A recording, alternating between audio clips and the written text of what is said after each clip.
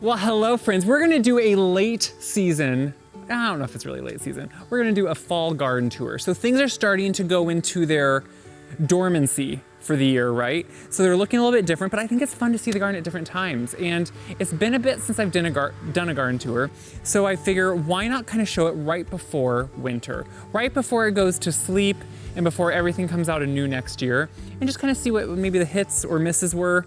We'll see if I hit any during the or get on any during this tour. So behind me, you're gonna notice one big change that has happened just recently.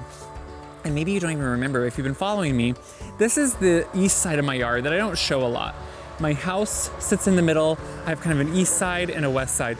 This is the east side. And if you see that big piece of foundation behind me, that's a 28-foot round piece of concrete, and there was an old grain bin that sat on there. It was put up probably in the 70s. It has not been used now for years. And so someone took it that is gonna use it, which is wonderful. And I'm gonna have the concrete removed. So this side of the yard I can start dreaming and thinking what it could be, which is kind of fun. I haven't had a part of my yard be able to be open and free here for a while. And this whole site has kind of been, for me, just something that's been on the back of my mind, so it's kind of exciting. I also had my electrical lines buried. The poles were going bad and kind of wanting to need to be replaced, and so I decided it's time just to bury them. That way there's no worries for a storm or anything. So there's a lot of cleanup now that needs to happen, so that's what's down here. That's from the electrical lines. That concrete will kind of really open up kind of a big wound for a while, but then this whole side of the yard now can be rethought. We'll see what's to come. That's kind of a who knows in the future. So what we're gonna do is start across the driveway in that one flower bed. You're gonna see some big overgrown things. So this is across the driveway, and here I'll kind of span over so you can see. So we've been hitting into a really dry spell the last few weeks. We had an amazing year of moisture. On the last few weeks are a dry spell, but I do have drip lines over in this bed. So the new hydrangea I planted this spring with you, they have been thriving and doing great. They're obviously now they're gonna be kind of, going dormant here soon. So on these trellises, these 3 containers that I have that match, the mandevilla got more taken over by the climbing sweet potato vine, which honestly I'm okay with. The Swedish ivy in front kind of did okay too. During the middle of summer, there's a lot more blooms on the mandevilla. You can't really see them now, maybe a little bit over here. It was that peach Sunday, maybe it was called. What I have realized though, is the growth that happens on this pin oak has gotten so big, along with these arborvitae, that it does not get the sunlight here that it used to. So honestly, we're only hitting maybe 1 to, at most, 1.5 hours of full sun a day. It's really not enough for the mandevilla. So other things kind of take over. So next year I'm gonna rethink what I put here. I think I'm gonna do some of those coffee cups elephant ear maybe. Let them just get big and beautiful. The mandevilla just don't have the full sun here anymore that they need, and that's okay. That's kind of the change of a garden. But if we go up to the front entry, you can see everything has on its fall haze, but it's still really pretty. I'm someone that I actually love every season, and honestly, fall is probably my favorite. Summer is probably my least favorite, honestly, just because it can get so hot and humid and dry, and I'd rather either have fall weather, spring weather, or snow. I actually don't mind snow. But right up here we have what is a mixture of beds that I don't have to do hardly anything to. These are perennials of allium, millennium allium, nepeta, that beautiful Cast Pajamas nepeta that I really love, and then Russian sage, and there's a mix of some Skyland spruce, some Lindsley skyward, bald cypress, which are doing really well now. And they've all fared so well. I do have a couple pumpkins. I took out my agave here for the winter. I have a couple big pumpkins on either side of the drive. But this whole area has really just taken care of itself, and it shines all throughout the season. And while it's going into fall now, and most things are going dormant, the nepeta is still blooming, the Russian sage is still blooming. I'll show you better up here close. So if we kind of back up, you can see the allium just have their seed heads. I leave those. I don't touch any of this till spring. All this Cast Pajamas nepeta, it still has little blooms on it. So I did cut it back in June or July. And you can see it just still, look, there's a bee on it right now. See, that's what I love about this. Pollinators are just always happy. Same with the Russian sage, lots of blooms. Even in dry weather, it really shines. So as we walk over, we can kind of walk over to the kind of main area here. Actually, I'll show you. I do have some pumpkins out. Not a lot. I know a lot of you wondered how my pumpkins did this year. They did okay. I got a few. I didn't get a lot. which was kind of more, I didn't really do anything to them, so what I got, and I was glad for what I have. But if you kind of zoom in here and we walk along the pathway, you can see I just kind of grouped them. I grouped them with some, you know, ceramic jack-o'-lantern style pumpkins that I'll put some battery candles in. I kind of just have them grouped. I even took out the big agave here and cut out, or just cut back, the Sun King Aurelia that was starting to look a little worse for wear kind of as going into fall. And I just filled it with gourds up there. But you know, it just has a few moments, just a little bit of fun, just to kind of feel the season a little bit, which is what it's kind of all about. But the Heptacodium, which is Seven Sunflower, it's one of my favorites. This has been in a few years. It blooms late in the season, so it just bloomed a couple weeks ago, and now it's kind of putting on its seed heads, which you can't quite see, but if I pull one down, I want you to see how pretty, even, this isn't even the bloom, this is after it blooms. It has a beautiful white bloom that pollinators love, which you can see a little bit up there is still blooming. But then it gets these beautiful kind of blushed pink dried petals on it. It's really pretty. And I really kind of love how it's filling in here by the front door. So I have one in the back too that I just planted this year, but over the years it will continue. It has kind of a fun shaggy bark. This area has really began to fill in, which I like. The boxwood are kind of lush and just offer a lot of green kind of beauty all throughout the year. Winter can sometimes feel long. I'm in zone 5B in Iowa, so it depends on the year. Growing up, we had even what feels like longer winters than we do now. But having lots of evergreens like boxwood, like other things, offer winter interest that's just really nice. Now, all along the front of my house, you may remember, I have a lot of stockies or lamb's ear. I do the Helen von Stein or big ears variety, and I use them as a ground cover all along the front of my house. Because my thing is, if you can cover as much open soil as possible, use as little even mulch as you need, this is still covering the ground, so it's offering that kind of weed suppression. It's also helping kind of shade the soil, which is great for moisture retention, and it has really great foliage that I love. Now it is starting to go kind of into its dormancy where it's starting to die out in spots, which is normal in the late fall. Up on the front porch, I haven't taken all my plants in yet, but we're getting to that season where I've started taking some in. So I fill in with some pumpkins along the way, just so there's some pops of color. When I sit out there in the morning, maybe with my coffee, I can at least enjoy it, which is what I really love. Recently in a video, I did plant some new hydrangeas, new to me, Firelight Tidbits. So hopefully in the years to come, they get about three-ish feet. I don't mind if they get taller or wider than that, but they're gonna fill in hopefully behind these boxwood. I'm hoping. I really want some nice kind of color there and some kind of mid to late summer blooms, and that's what they would offer. This is now the west side of the yard, which is usually where I'm working and doing videos. You can see this is where the majority of my yard I kind of talk about is. That's why I'm excited about having that other side now. But as we come up into this, we're gonna come up into that new pathway area. We're going on year 3 for this part of it. So this is the shade garden with hosta. This year we had a decent amount of rain throughout the season, so a lot of these things really did much better than they do sometimes. I do have drip line in this area if I need to, which this fall it's been used some just because we have been getting so dry the last few weeks and stayed so warm, so things were still really active. You can see the new Sun King Aurelia. So I'll have a total of 5 here, which is really nice. Late in the fall, especially when you hit a dry spell, they do start kind of dying from the bottom up, but that's okay. You know, they hit their blooms kind of late. You don't really notice their bloom, but they are blooming. And everything here, as it does get a little drier, you can see the hosta getting their kind of burn marks on them. I don't worry too much about that. To me, that's just part of it. And you know, it's that time of year. We're gonna have most likely a frost or a freeze really soon. So I just know this is what's gonna happen. So what I do love seeing this time of year though is all the grasses are getting their beautiful seed heads on them. So they're looking really kind of striking in the distance, which I love that texture and I love that color. So these are all prairie dropseed terra variety, meaning they stay a little bit smaller than traditional prairie dropseed, but look how they just dance in the wind. And that's what I love. They're even further on down the path. We'll see a grouping of them too. And that's what I love about even some of these perennials that aren't blooming now. In October, most perennials are over with, not all, but most, but they still have interest. And that's what one of my favorite things is. Already, even though I maybe am feeling a little ready for winter and to hibernate, I'm kind of thinking already what I want to do for next year. One of my big projects is I'd like to push this bed, this part of the south side of this path bed, towards the south a little bit more.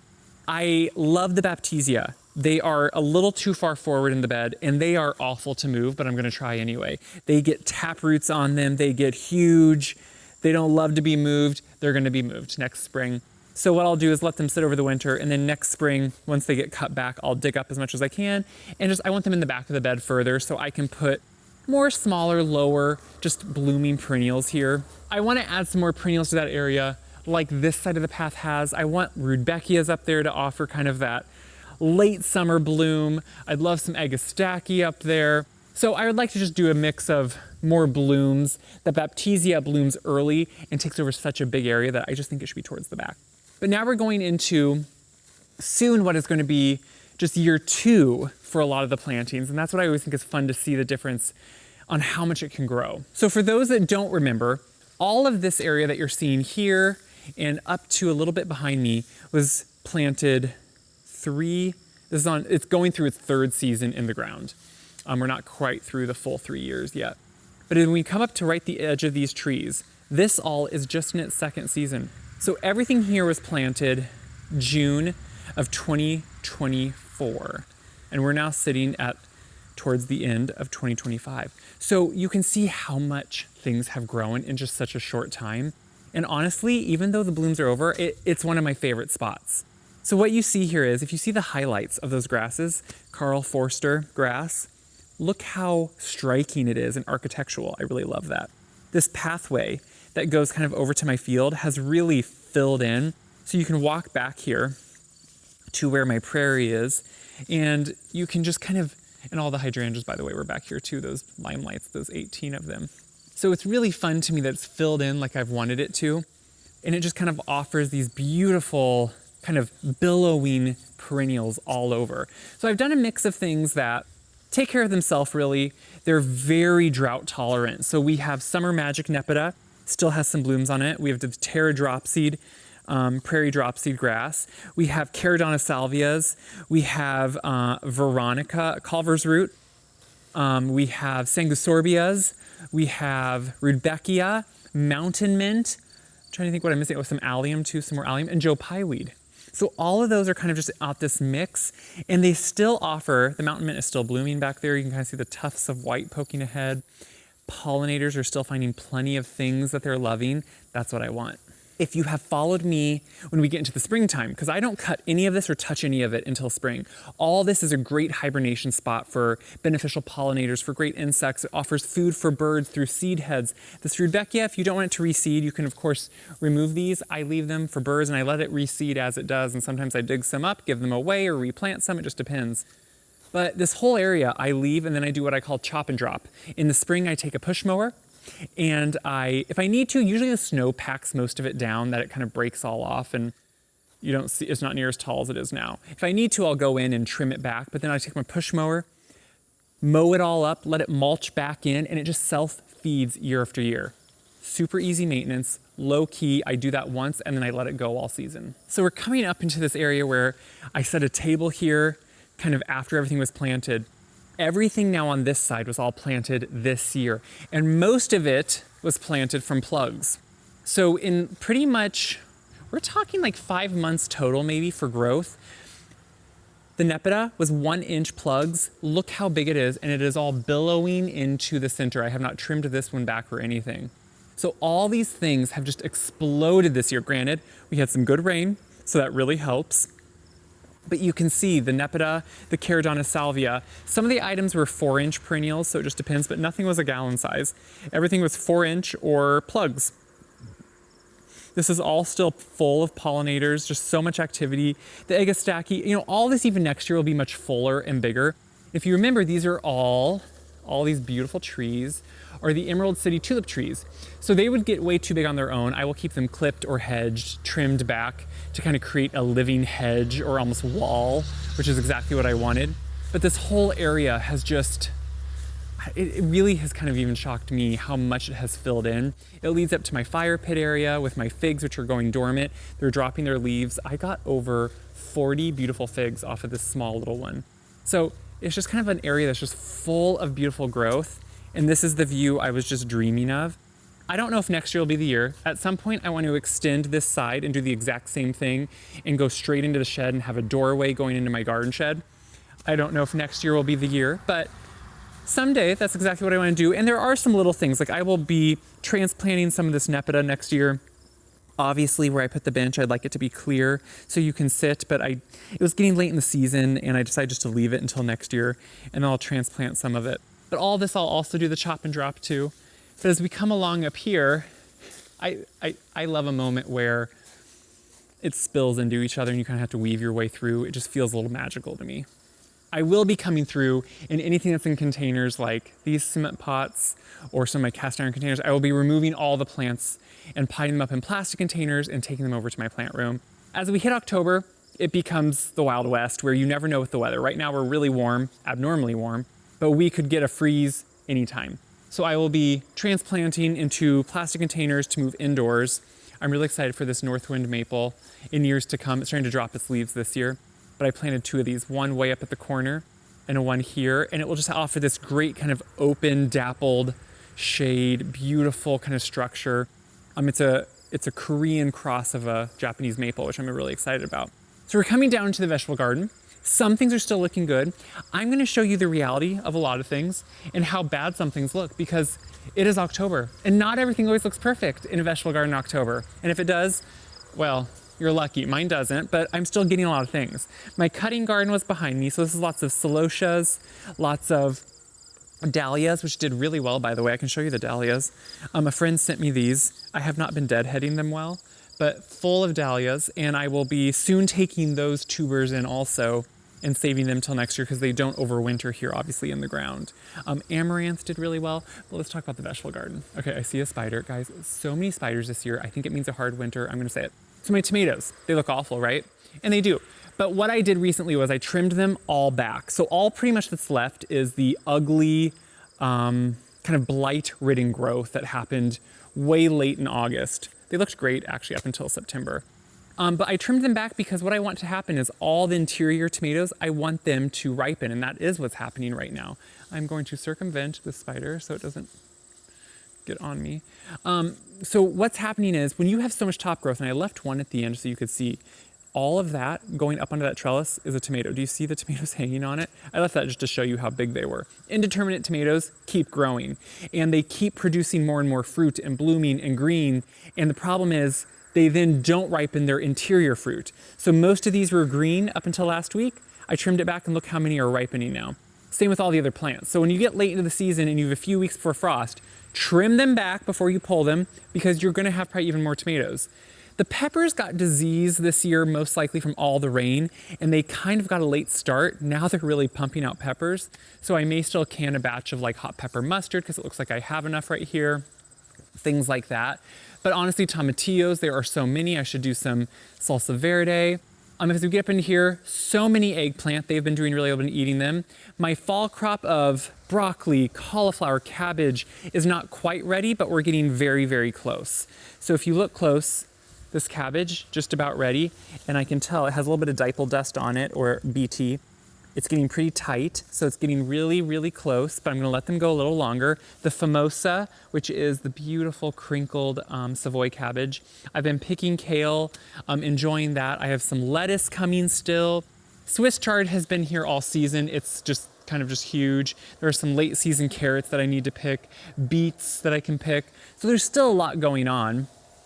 As part of my, earlier we talked about the grain bin that now we're making a full circle. That's what that concrete is over there. I'm gonna also have all this concrete ripped up so this can be cleaned up. It's a lot, it's breaking out really bad on the inside and kind of just becoming really uneven. It can't really be used for anything else. And after probably close to now, not quite, we're probably around 75 years for most of this concrete. It's met its life. The wall is starting to fall in this way. It's time for it to go. So all this will be cleaned up too. So the garden, we are in October, still lots of things happening. I have not planted my garlic yet, but by the time you watch this, I probably just about will have.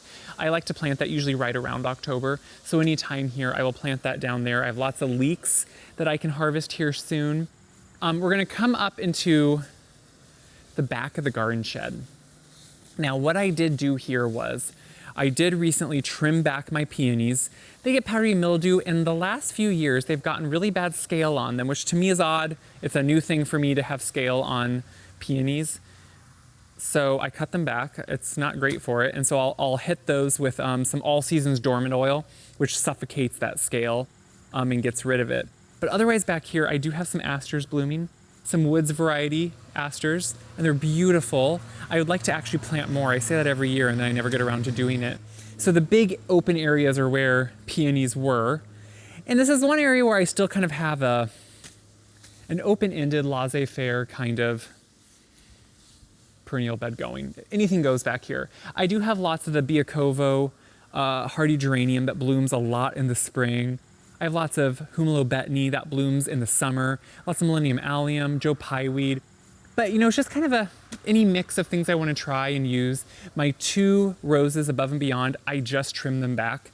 I trim them a little hard, I will admit, for fall, but I've never hurt them. They've been here now for how many years, and I trim them hard in the fall because their growth is so big. It grows up into the gutters, it grows up above. It's just too big to manage. So I hit them back here now, and then in the spring, they just flesh out new growth. They bloom beautifully before all the Japanese beetles come and decimate them. If you have Japanese beetles, you know that's the real thing. My afterburner, black gum, next year I'm excited for new growth on it. It has been turning some beautiful shades of red and dropping some leaves. But as we're kind of finishing up now, we're getting up into, back to my house. That's what's right here. And my back patio, which is where all my ferns live all summer. And I just am able to pick all those up that are in containers and take them in. So up in the corners, it's on the north side, so they stay completely shaded up in there. And that's where I'll take all my ferns indoors to my plant room. The agapanthus that are out here in full sun in pots, they don't winter here either. They'll go indoors. So a lot of this stuff here will be changing. It will become kind of a barren landscape on my patio here really soon. But it's always, you can see I always really love all my different succulents and agave and aloe. It's always nice to enjoy them, usually for the season, but that's the fact of life. And that's kind of what I love about still living in Iowa is we still get to enjoy all 4 seasons. You get a spring, a summer, a fall, and a winter. Sometimes they're intermixed. Sometimes they don't come like the calendar says, but you do enjoy them, and it forces you to kind of encapsulate and not take one for granted because they're all so wonderful. I don't know if that makes sense, but for me, I think growing up on a farm, that's what it always has been, is just enjoying each season. And right now we're in harvest, so you'll see farmers all around. My stepdad will be harvesting the fields around us here really soon. And it just always reminds me of my dad and his favorite time of year, which was fall because of harvest. So, hope you enjoyed this late season garden tour. Saw some good things, saw some things that look maybe like they've had a whole year, and they have. And so that's what happens. They're gonna go into winter here soon. Tons though of winter interest over there, which is what I love. So I'm excited to know how your gardens are doing. Let me know what's been going well for you, what hasn't, because there's a whole new year next year that we can enjoy.